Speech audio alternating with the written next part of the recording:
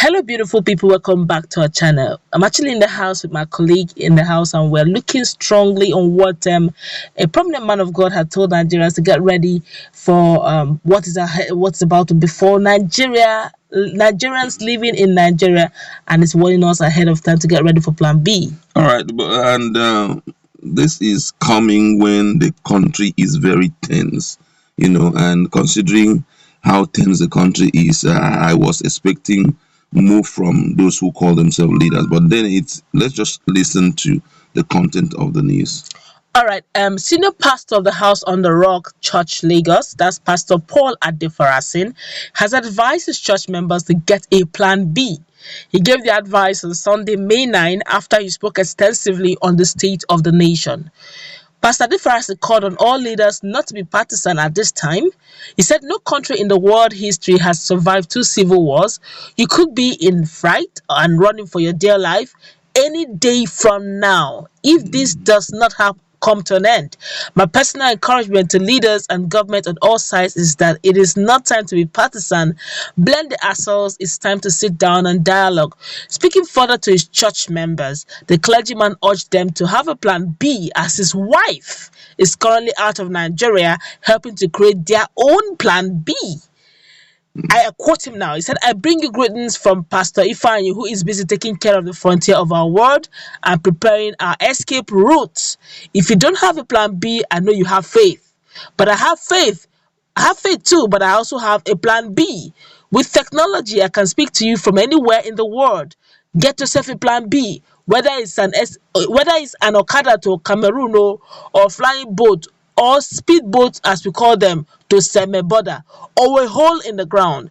Get your Plan B, because these people are crazy. They aren't joking, the whole bunch of them, and watch the signs, because it can happen like this. God forbid." For me, this is a very serious one, coming from not just a Nigerian, but from a man who have been holding the Bible for a long time and who we believe understand the power of prayer. But then it's important for us to also know and accept this truth that the country is almost in flames, you understand? But then Nigerians are still holding on and hoping. The question is, the rich, let me just say this, the rich will run. For the common man, where will he run to? That's the problem. Because I'm so sure that the borders will be locked. Full. Yeah, if anything happens in this country like a civil war, we don't have any escape route. Plan B is for the very few wealthy ones who will mount on their private jets, and zoom, they're out of this country. And they will be staying wherever they are to be talking to us. Telling you to have faith. Exactly. So for me, I'm personally, it's personal. I'm disappointed. Yeah, that's just it. Okay. Because I was expecting him to align with what most of the other men of God are saying. Motivational speaking, right? Yeah. Or faith talk. Faith talk of other men of God, just to see how they can keep us and we keep holding on. And I was expecting that at the level they are, being that they are nationally recognized, some of them globally recognized, they can team up as men of God and pay a visit to some very key personalities in this country. Number 1, the presidency. Number 2, Ahmed Lawan, who is the Senate president. Visit some of the former president.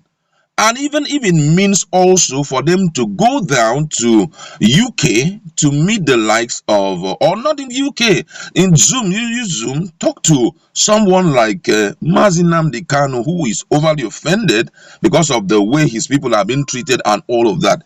They team up together like that and do that for, if not for anybody, for their unborn children, because it will be a shame.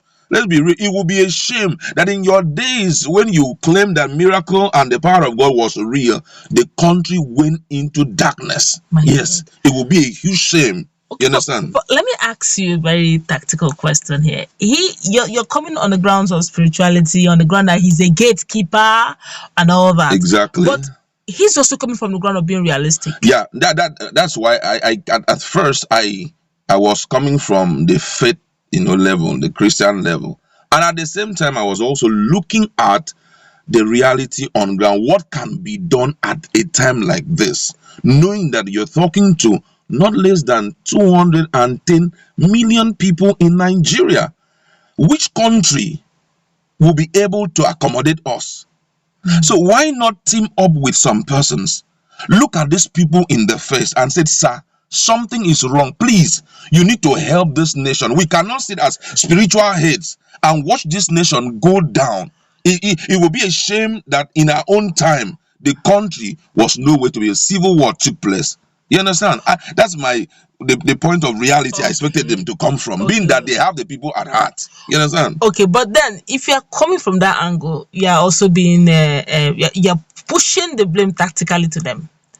I understand, but they're also coming from the ground that if kidnapping is now a lucrative business, they are one of the richest Nigerians in Nigeria. Yeah. So they're the soft target. In fact, if you can get a GO, forget it, go and sleep. It's a done deal because you are sure that whatever amount you're talking about, it can be paid. Okay. So I guess they're also looking on the grounds that if they're going to go dialogue, these guys over the years, we have seen one or two of them being kidnapped, literally, as in literally kidnapped, although it wasn't, openly celebrated or announced, but literally kidnapped GOs. We have seen Khan President, Khan chapter, one of these northern chapters, being literally kidnapped. Yes, kidnapped and videoed, and nothing changed physically. Let's be real. Okay. So they're not looking at that. Look, if we are going to go about being spiritual the way you're coming about it, they are already seeing the signs and symptoms. You can imagine what is happening in the southeast, where even police officers that they would have usually have used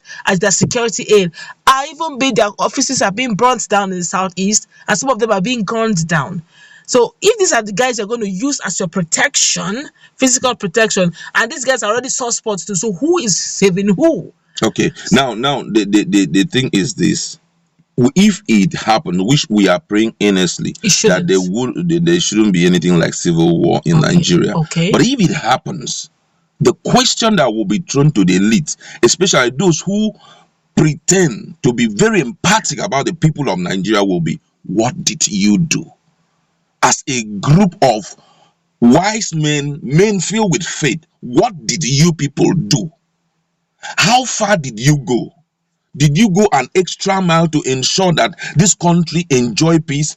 Most of them are putting their faith, as I'm talking to you, I know most of them are putting their faith on their private jets. Most of them are, imagine for someone to come out and say, my wife is outside the country and trying to perfect things so that from here we now get over there and all of that. So how about us?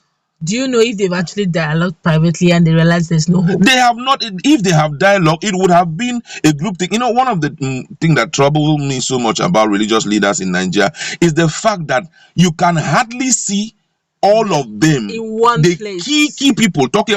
We know the key. I don't want to mention them. We know the key religious leaders in this country, that they have enough population. They have enough people who will listen to them, who will shout, who will scream. If these people decide together not to have, not just something that they will hide from the people, say, tomorrow, we are going, me, you, they call all of them, say, we are going to Abuja to visit the president.